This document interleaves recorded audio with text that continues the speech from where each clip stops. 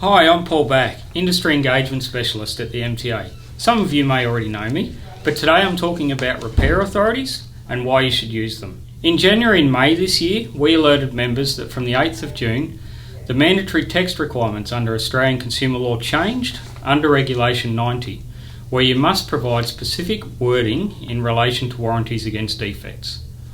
The wording must be given to customers in documents such as terms and conditions, disclosures, but most importantly, wherever a customer presents goods for repair.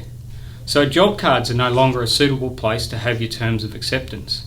You need to use a repair notice, also known as a repair order, or as we call it, a repair authority. The mandatory text requirements are covered in our updated repair authority document, which grants you greater legal protections when repairing a customer's vehicle. It has 2 copies, one for your records, one for the customer to receive a copy before you do any work on their car. Other associations like the RAA and the ACCC expect you to follow the rules. We're holding training sessions on ACL and liability. Visit the link at the bottom of your screen to register.